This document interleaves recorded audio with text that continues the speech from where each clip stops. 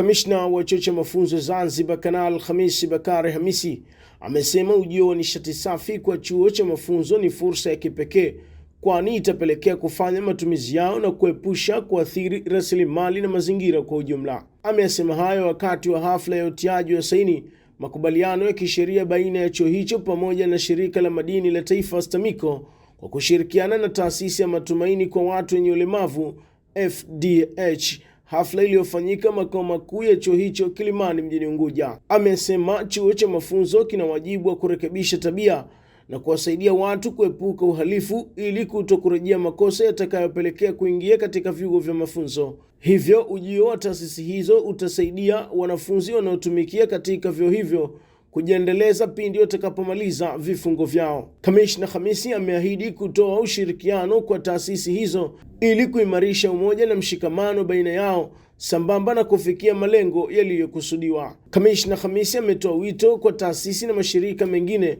kuunga mkono matumizi ya nishati na kuunga mkono juhudi za Rais wa Jamhuri ya Muungano wa Tanzania Daktari Samia Suluhu Hassan na Rais wa Zanzibar na Mwenyekiti wa Baraza la Mapinduzi Daktari Hussein Ali Mwinyi za kuweka mazingira bora na salama kwa wananchi wa Tanzania. Nashukuru sana kwa kuweza kutuletea nishati hii katika chuo cha mafunzo, kwa sababu inaweza kutuletea faida kubwa sana. Faida ya utendaji katika magereza yetu au katika vyuo vyetu vya mafunzo, kuondokana na nishati chafu ambayo kwa asilimia kubwa imekuwa na madhara moja kwa moja, lakini kuna madhara ambayo hatuwezi kuyaona kwa sasa ambayo yanaweza kutuletea madhara mbeleni. Kwa hiyo kwanza tuwapongeze kwa hilo, kwa kudumisha afya zetu kwa kutuondolea nishati hii chafu. Sisi chuo cha mafunzo ni warekebishaji tabia, lakini tuna wajibu pia wa kuona namna gani baada ya kurekebisha tabia wanaweza kuendelea na maisha yao ya kawaida. Wengi wa watu hawa wanaingia ndani ya vyuo vya mafunzo kama wanafunzi, wanaingia baada ya kukosa la kufanya na kujikuta katika makundi ya uhalifu. Wakiingia tunawarekebisha, lakini wakitoka wakikosa la kufanya mitaani watarudi tena kama wahalifu. Sasa kuepuka hili, basi tuweze kuwasaidia ili kuepukane kabisa na matendo ya uhalifu na tuepushe ile tabia ya kujirejea kwa utendaji wa makosa.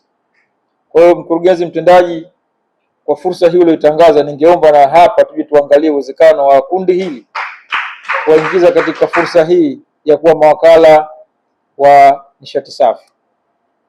Kwa hiyo wito wangu ni kwamba sisi chuo cha mafunzo tumeanza, lakini ningeomba taasisi zingine za Zanzibar zifuate mkondo huu wa kutumia nishati safi hapa Zanzibar. Na mimi niahidi kwa niaba ya chuo cha mafunzo kutoa ushirikiano mzuri katika matumizi sahihi ya nishati hii safi.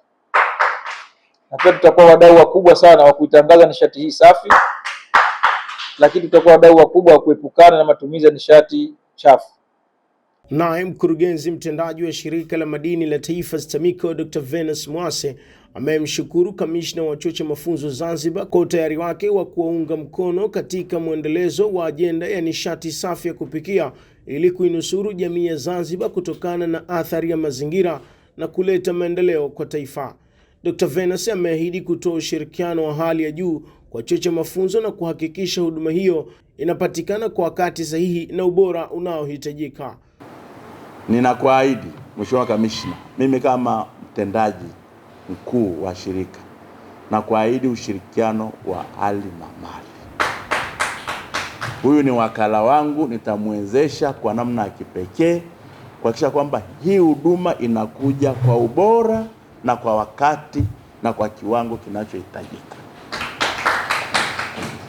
Naomba nikutoe wasiwasi, hata kule bara magereza zote 129 zinatumia hii nishati tangu mwaka jana.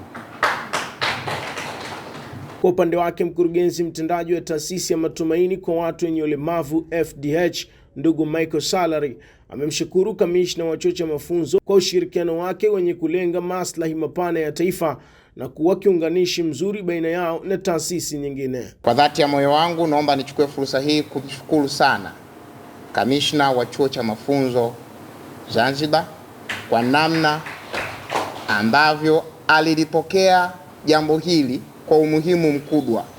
Tulifanya utafiti tukagundua kwamba Zanzibar na wao wanahitaji kuifikiwa na Rafiki Briquette, na ndipo mkurugenzi tukaanza hatua za kuchukua hatua za kufanya mazungumzo na uongozi wa chuo cha mafunzo. Na baada ya hapo tunashukuru sana kwa kweli, tumefanya vikao vingi ambavyo vinatija kubwa sana. Kamishna, ni kushukuru sana sana sana sana sana. Tumejipanga kutoa huduma hii ya Rafiki Briquette ya huu mkaa mbadala kwanza kwa chuo cha mafunzo, na tunashukuru kwa ushirikiano mkubwa ambao kamishna ametupa. Lakini kamishna huyu muungwana kabisa, na Mungu ambariki sana, hakuishia tu kwake, alituunganisha pia na wadau wengine, na tumefika kwenye hatua nzuri. Wakati si muda mrefu hatua nyingine inakwenda kuandikwa na historia nyingine inakwenda kuandikwa. Makubaliano hayo ya kisheria baina ya taasisi hizo yametiwa saini leo tarehe 11 mwezi wa 8 2026. Nikiripoti makao makuu ya chuo cha mafunzo Kilimani mjini Unguja, Mahir Saidi, Mafunzo Online TV.